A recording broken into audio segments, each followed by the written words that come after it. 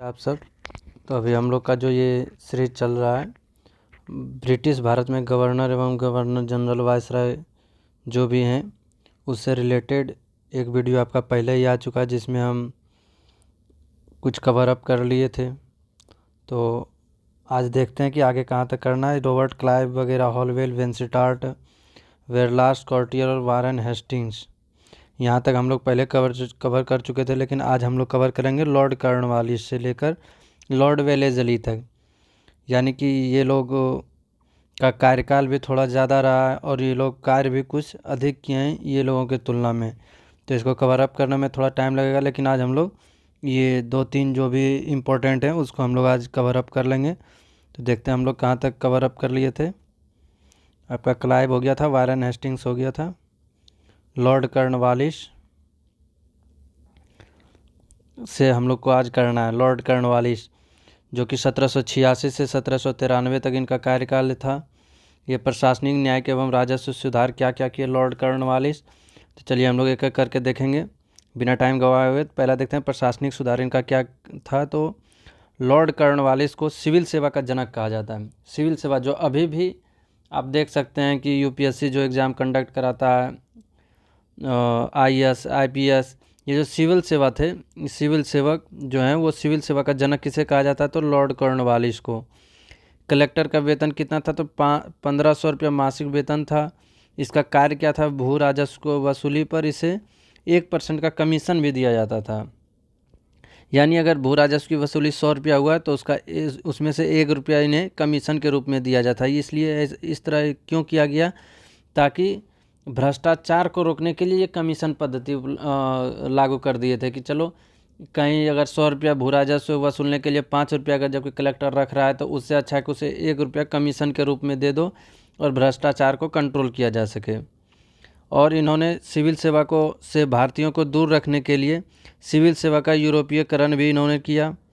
Cornwallis civil सेवा का यूरोपीयकरण किया। रिश्वत, भेंट और निजी व्यापार पर रोक, वही वसूली पर 1% का कमीशन देकर रिश्वत वगैरह जो था उस पर नियंत्रण लगाया। पुलिस व्यवस्था का जनक भी कहा जाता है। सिविल सेवा का जनक कहा जाता है, पुलिस व्यवस्था का भी जनक कहा जाता है। दरोगा व पुलिस अधीक्षक पद का सृजित, यानी कि वही आपका एसपी हो, दरोगा हो, उस पद का भी सृजन कौन किया? तो लॉर्ड कॉर्नवालिस ही।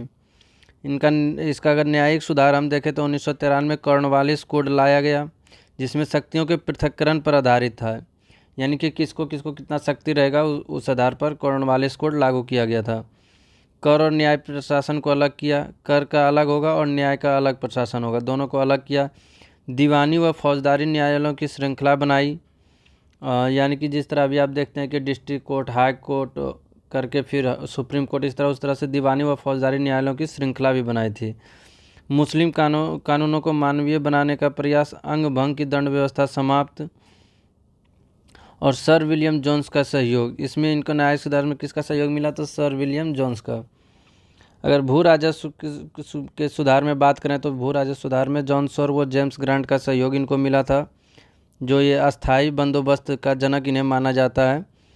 तो अस्थाई बंदोबस्त को लागू करने में इनका सहयोग किनका मिला था? जॉन सॉर का मिला था और जेम्स ग्रांट का। 1790 में 10 वर्षीय जमींदारी प्रथा और 1793 में अस्थाई कर दी गई, इसलिए कॉर्नवालिस को अस्थाई बंदोबस्त का जनक कहा जाता है। देखिए, याद रखने के लिए एक सिंपल सा ट्रिक आपको हम बता रहे हैं ऐसे नॉर्मल कि ये क्या कर रहा है? कॉर्नवालिस यानी कान की बाली, एक तरह से आप समझ सकते हैं। तो वो जब भी एक बार वो कान की बाली पहना जाता है तो वो अस्थाई रूप से उसका अथी होता है, जो भी कान को वेदा जाता है वो अस्थाई रूप से। तो कॉर्नवालिस अस्थाई बंदोबस्त, ऐसे आप मजाक के तौर पर भी इसे याद रख सकते हैं, क्योंकि आगे आपका मालवाड़ी आएगा, रैयतवाड़ी आएगा, तो उसमें आपको कन्फ्यूजन ना हो तो कौन कौन लाया था। तो कॉर्नवालिस जो था वो अस्थाई बंदोबस्त का जनक माना जाता है। युद्ध एवं अन्य तथ्य। 1790 से 92 तक तृतीय आंग्ल मैसूर युद्ध हुआ, जिसमें श्रीरंगपट्टनम की संधि हुई। श्रीरंगपट्टनम की संधि जो हुई वो किस युद्ध का समाप्ति पर हुआ? तो तृतीय आंग्ल मैसूर युद्ध की समाप्ति पर हुआ। और वो उस समय वायसराय का कौन था? यानी उस समय आपका जो गवर्नर जनरल कौन थे? तो लॉर्ड कॉर्नवालिस। अस्थाई बंदोबस्त के समय बोर्ड ऑफ कंट्रोल का अध्यक्ष डंडास था। नेक्स्ट देखते हैं आपका कॉर्नवालिस का परीक्षा के लिए महत्वपूर्ण तथ्य के रूप में देख लेते हैं कि एकमात्र गवर्नर जनरल जिसकी समाधि भारत में उत्तर प्रदेश के गाजीपुर जिले में है। इसका जो है समाधि कहाँ है, तो उत्तर प्रदेश में, उत्तर प्रदेश के गाजीपुर जिला में कॉर्नवालिस का समाधि है। ये आपका पीसीएस वगैरह में पूछ सकता है, जैसे बीपीएससी हो गया या आपका यूपीपीएससी हो गया, ये सब में इस तरह का फैक्ट पूछता है। पिट्स इंडिया एक्ट के तहत हस्तक्षेप की नीति अपनाने का प्रयास किया, यानी वो हस्तक्षेप की नीति थी कि भारतीय समाज में हस्तक्षेप ना किया जाए, ज़्यादा से ज़्यादा हस्तक्षेप, ऐसा न कि उसके धार्मिक में और कुछ में हस्तक्षेप ना करना ही हस्तक्षेप की नीति कहलाती है। शाह आलम द्वितीय को दिल्ली का सिंहासन वापस दिलाने में सहयोग से इनकार। टीपू के विरुद्ध युद्ध को क्रूर आवश्यकता माना। वहीं हस्तक्षेप की नीति के बारे में देखिए, यहाँ पे दिया गया कि सर जॉन सॉर प्रथम गवर्नर जनरल था जिसने वास्तव में हस्तक्षेप की नीति का पालन किया, यानी कि ये आपका सर जॉन सॉर के बारे में अगर जबकि दिया जा रहा है तो ये सर जॉन सॉर जो है प्रथम गवर्नर जनरल था जिसने वास्तव में हस्तक्षेप की नीति का पालन किया। हैदराबाद के निज़ाम को मराठों के विरुद्ध सहायता देने से इनकार किया। राजपूत राज्यों से अंग्रेजी संरक्षण हटा लिया। राजपूत राज्य जो भी था उससे अंग्रेजी संरक्षण को हटा लिया। कौन? तो सर जॉन सॉर। अवध का उत्तराधिकार। मराठों से अंग्रेजी राज्य की सुरक्षा के लिए अवध के उत्तराधिकार मामले में हस्तक्षेप किया। वजीर अली को हटाकर शहादत अली का नवाब बनाया और संधि की। इसके अनुसार अवध से इलाहाबाद का किला ले लिया गया। खरदा का युद्ध 1795। उस समय कौन थे? तो सर जॉन सॉर।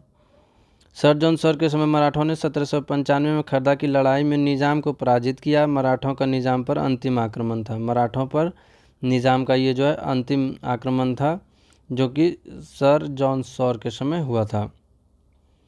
नेक्स्ट देखते हैं लॉर्ड वेलेस्ली।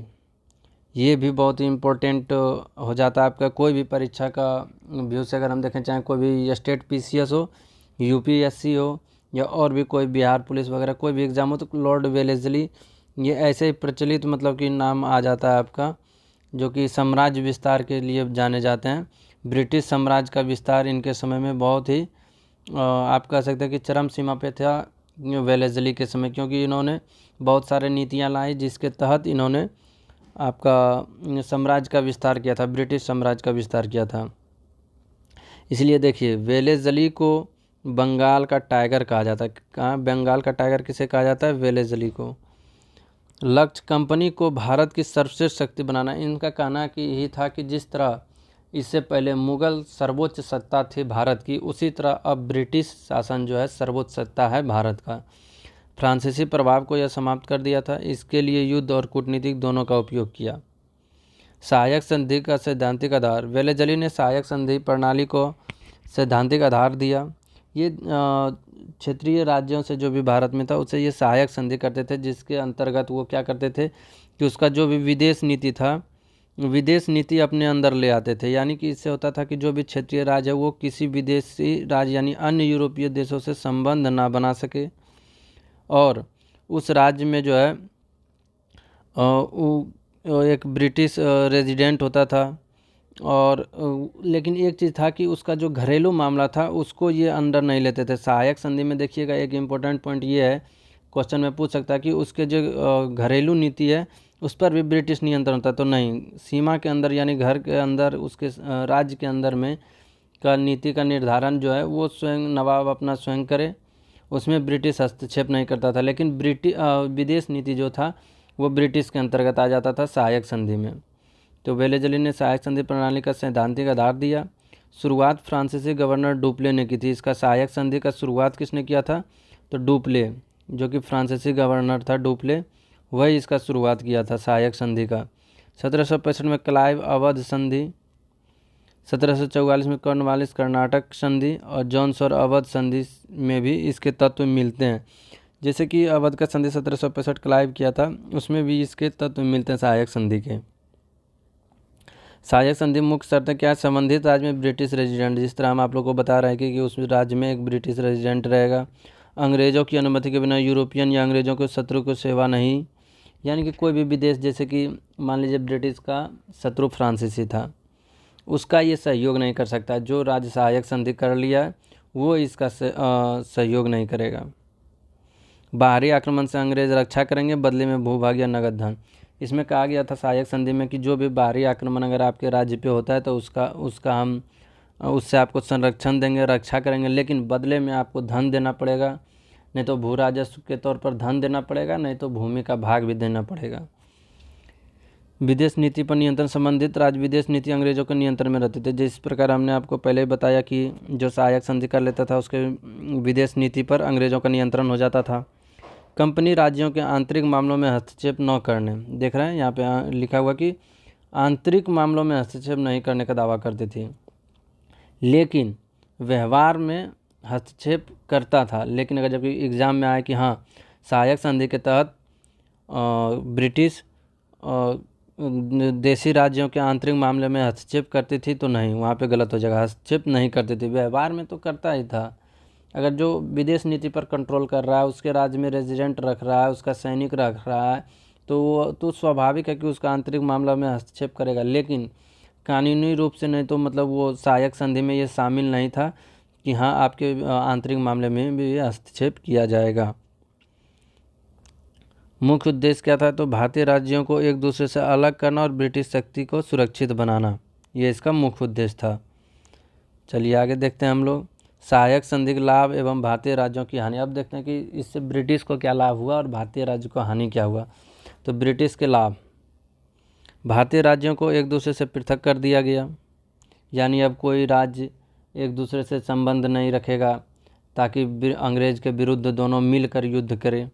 दूसरे के धन पर ब्रिटिश ने बड़ी सेना तैयार की, यानी कि अब सहायक संधि जो भी राज्य किया उसके धन पर ब्रिटिश सरकार अपना सेना तैयार कर रहा है, यानी कि सेना ब्रिटिश का है, लेकिन उसका खर्चा कहाँ से लिया जा रहा है? तो सहायक संधि करने वाले राज्य से। देखिए किस तरह से भारत पे नियंत्रण का ये प्रक्रिया है कि किस तरह से धीरे धीरे भारत पर पूर्ण नियंत्रण किया था ब्रिटिश सरकार। युद्ध शत्रु मित्र की भूमि पर होते थे, ब्रिटिश साम्राज्य सुरक्षित रहा। यानी देखिए अगर ब्रिटिश और फ्रांसीस दोनों लड़ रहा है तो ना तो ये फ्रांस में लड़ाई हो रही है ना ही ब्रिटेन में हो रही है, ये लड़ाई कहाँ हो रही है? तो इंडिया में, यानी कि शत्रु से भी लड़ रहा है तो वो भी लड़ रहा है भारत के सीमा पे, यानी ब्रिटिश साम्राज्य सुरक्षित था। भारतीय राज्यों की विदेश नीति पर कंपनी का नियंत्रण हो गया, वही विदेश नीति जो भी था उस पर नियंत्रण कर लिया था ब्रिटिश। अब भारतीय राज्यों की हानि देखते क्या होता है। राज्य ब्रिटिश कंपनी पर निर्भर हो गया। राज्य पूर्ण रूप में ब्रिटिश कंपनी पर निर्भर इसलिए हो गया वहाँ के शासक, क्योंकि उसको लग रहा था कि अब हमको सुरक्षा का चिंता है नहीं, मेरा सुरक्षा तो ब्रिटेन का सेना करेगा, ब्रिटिश सरकार बोलेगा कि मैं आपका सुरक्षा करूँगा। तो इसको कोई मतलब कि ये फिर भोग विलासिता की ओर बढ़ गया कि चलो अपना राज्य जिस तरह से चल रहा है, बाहरी आक्रमण अब होगा नहीं। वे जनता के प्रति उत्तरदायी नहीं रहे, वही शासक जो है वो जनता के प्रति उत्तरदायी रहे नहीं। अंग्रेज भारतीय राज्यों के आंतरिक मामलों में भी हस्तक्षेप करने लगे, तो धीरे धीरे तो वो स्वाभाविक है कि अगर जबकि आपका विदेश नीति को कंट्रोल किया है तो वो धीरे धीरे तो आपका आंतरिक मामलों में हस्तक्षेप करेगा। और उस टाइम तक राजा उसका विरोध करने में भी सक्षम नहीं रहता था, क्योंकि उसका तो सेना भंग कर दिया जाता था, राजा का उसमें सेना रहता था ब्रिटिश का।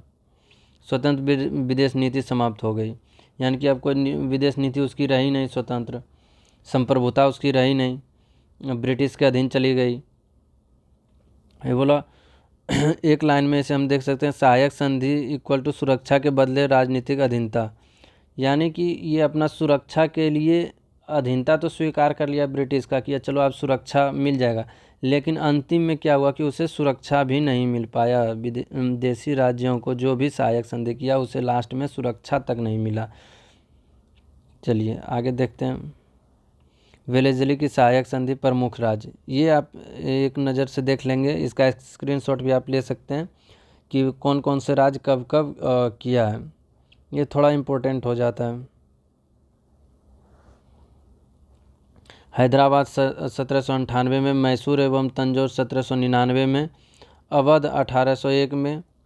ये हैदराबाद पहला था, फिर मैसूर, तंजौर, अवध, पेशवा, भोसले, आपका आ जाएगा 5 नंबर पर। 6 में सिंधिया। तो सबसे पहला राज्य जो कि सहायक संधि किया था कौन था? तो हैदराबाद। कब किया? 1798। दूसरा कौन था? मैसूर एवं तंजौर, ये कब किए? 1799 में। तीसरा अवध था आपका। चौथा पेशवा था। पांचवा भोसले थे और छठा सिंधिया था। अन्य क्षेत्र जोधपुर, जयपुर, उदयपुर, सूरत, तंजौर, कर्नाटक आदि पर भी वेलेजली का प्रभाव विस्तार हुआ। 1801 में टीपू से प्राप्त क्षेत्रों तथा तंजौर एवं कर्नाटक को मिलाकर मद्रास प्रेसिडेंसी का निर्माण किया गया। मद्रास प्रेसिडेंसी का निर्माण किसको किसको मिलाकर किया गया? तो टीपू से प्राप्त क्षेत्र तंजौर एवं कर्नाटक को मिलाकर मद्रास प्रेसिडेंसी का निर्माण किया गया। नेक्स्ट देखते हैं हम लोग वेलेजली युद्ध एवं अन्य महत्वपूर्ण तथ्य जो वेलेजली से रिलेटेड है। चतुर्थ इसके समय कौन सा युद्ध हुआ? तो चतुर्थ आंग्ल मैसूर युद्ध 1799 में वेलेजली के समय हुआ। इस युद्ध में टीपू सुल्तान मारा गया। द्वितीय आंग्ल मराठा युद्ध हुआ 1803 से 1805 में वेलेजली के समय और इससे कंपनी राजनीतिक शक्ति का विस्तार हुआ। द्वितीय आंग्ल मराठा युद्ध। ईरान से संपर्क 1799 में अपने दूत मेहंदी अली खां को ईरान के दरबार में भेजा। उस समय शासक जमान शाह था। 1800 में मालकम को ईरान भेजा, यानी ईरान से संपर्क बनाए रखा। फोर्ट विलियम कॉलेज 1800 में फोर्ट विलियम कॉलेज की स्थापना हुई जो कि वेलेजली के समय हुआ था। वेलेजली का सार यानी वेलेजली का अगर एक नज़र में हम देखें तो सहायक संधि किया, युद्ध किया, कूटनीति किया और ये लक्ष्य क्या था? तो कंपनी को भारत की सर्वोच्च शक्ति बनाने की नीति। वेलेजली हो या कोई भी वायसराय हो, कोई भी गवर्नर हो, गवर्नर जनरल हो, सबका अंतिम लक्ष्य था भारत को पर नियंत्रण स्थापित करना और भारत में ब्रिटिश सत्ता को सर्वोच्च शक्ति के रूप में स्थापित करना। यानी कि जैसे भारत को एक उपनिवेश बनाया गया और उपनिवेशिक शक्ति कौन था? ब्रिटेन। ये उपनिवेशिक मातृशक्ति थी, यानी कि ये उपनिवेश बनाने वाला था। तो हर समय एक बात आप ध्यान में रखिएगा कि कोई भी नीति हो, चाहे यहाँ तक कि रेलवे का विकास भी क्यों ना किया गया हो, डाक व्यवस्था का परिचालन क्यों ना किया गया, सबका अंतर्निहित एक ही लक्ष्य था कि कितना ज़्यादा से ज़्यादा उपनिवेश का शोषण किया जाए, यानी भारत का शोषण किया जाए, एकमात्र लक्ष्य। और फ़ायदा किसे पहुँचाया जाए? तो जो औपनिवेशिक मातृशक्ति कहा जाता है ब्रिटेन को। एक ही लक्ष्य, चाहे कोई भी हो। हम आगे अगर जबकि आपको रेलवे भी बताएंगे तो उसमें बताएंगे कि किस प्रकार रेलवे भारत से धन निकासी के लिए महत्वपूर्ण भूमिका निभाया था। अभी लगता होगा कि चलो अंग्रेज रेलवे दिया, डाक तार व्यवस्था दिया, संचार का व्यवस्था दिया, ये सारे काम किए, लेकिन उसका अंतिम लक्ष्य क्या था इसे आप ध्यान से देखेंगे तो बस एक ही लक्ष्य था, भारत का शोषण। क्यों था, किस प्रकार रेलवे उसमें सहायक हुआ, ये भी हम आगे आपको बताएंगे जब रेलवे, धन निकासी, ये सब आपको पढ़ाएंगे। तो यानी कि इसका आपको डिस्कशन आपके साथ करेंगे, पढ़ाना नहीं बल्कि एक डिस्कशन क्लास के तौर पर है ये। तो उसमें जब हम डिस्कशन करेंगे तो आपको पता चलेगा हाँ किस प्रकार रेलवे भी अंततः वही काम की, रेलवे भी अंततः उसी लिए लाया गया था कि किस प्रकार भारत पे सर्वोच्च शक्ति के रूप में ब्रिटेन को स्थापित किया जाए और भारत के संसाधनों का अधिक से अधिक मात्रा में दोहन किया जाए। आगे देखते हैं कॉर्नवालिस, द्वितीय कार्यकाल कॉर्नवालिस का 1805 एवं जॉर्ज बर्ले। इसके बारे में अगर देखें तो कॉर्नवालिस का द्वितीय जो कार्यकाल था 1805 में 67 वर्ष की आयु में पुनः भारत भेजा गया। 5 अक्टूबर 1805 को उसकी मृत्यु हो गई और उसे गाजीपुर में दफनाया गया कॉर्नवालिस को। सर जॉर्ज बर्लो, ये कॉर्नवालिस की मृत्यु के बाद सर जॉर्ज बर्लो को गवर्नर जनरल के पद पर भेजा गया। जनवरी 1806 में होलकर के साथ राजपुर घाट की संधि की। ये थोड़ा सा इम्पोर्टेंट है कि राजपुर घाट की संधि किसने की? तो होलकर के साथ हुआ, जिसे जॉर्ज बर्लो ने किया था। क्रम याद कैसे करना? कॉर्नवालिस, जॉन्स और वेलेजली। 1805 में पुनः कॉर्नवालिस आया, उसके बाद जॉर्ज बर्ले। कौन कौन से शासक किस प्रकार थे? ये परीक्षा में पूछे जाने वाले युग्म, यानी कि इस तरह का युग्म आपको बना के पूछा जा सकता है कि सिविल सेवा का जनक कॉर्नवालिस, अस्थाई बंदोबस्त कॉर्नवालिस, हस्तक्षेप की नीति जॉन्स और सहायक संधि कौन किया? वेलेजली। ये आपका मिलाने के लिए आ जाता है। और एक बात याद रखिएगा, अगर मिलाने का क्रम दिया जा रहा है इस तरह से ABCD, इधर 1 2 3 4 है, तो कभी भी एग्जाम में इस तरह से करके इस तरह कट कुट करके नहीं मिलाना है, तुरंत यहाँ पे लिखना है। अगर 1 का 2 है तो तुरंत यहाँ पे 2 लिखना है। B का अगर 4 है तो यहाँ B के सामने 4 लिखना है। ये कट कुट में उस समय जो आपका दिमाग पे इतना ओवरलोड होता है कि कब 1 का आप यहाँ 2 लगाएं लेकिन 3 वहाँ पे नज़र आ जाए और उस तरह का आप टिक ऑप्शन कर दें, ये इसका संभावना बनता है। कि कभी भी इस तरह से गलती हो सकता है। इसलिए अगर ए का ऑप्शन युग्म मिलाने का, जैसे सिविल सेवा जनक अगर यहाँ रहता कॉर्नवालिस डी में, तो तुरंत यहाँ ए के जगह डी लिख देना है, ताकि कि उस समय मिल जाए, तुरंत ऑप्शन ढूंढने में भी सहायक हो। ये कट कुट का प्रक्रिया समाप्त कर दीजिए। आगे देखते हैं रैपिड रिवीजन एक नज़र में कैसे। तो क्लाइव 1757 का प्लासी युद्ध, दीवानी द्वैध शासन लागू किया क्लाइव। वेंसिटार्ट क्या किया, कॉर्टियर 1770 बंगाल अकाल पड़ा इसके समय। वारेन हेस्टिंग द्वैध शासन को समाप्त किया, प्रथम गवर्नर जनरल बना। कॉर्नवालिस कोड लाया, स्थायी बंदोबस्त लागू किया। जॉन सर और हस्तक्षेप की नीति 1795 में खरदा का जो युद्ध हुआ था। इसी तरह वेलेजली है और जॉर्ज वेले है। तो ये आपका एक जो गवर्नर जनरल से रिलेटेड था हम लोग यहाँ तक देख चुके हैं। आगे भी जो बचा हुआ गवर्नर जनरल वायसराय उसका भी हम लोग डिस्कशन जल्द करेंगे। तब तक के लिए जय हिंद।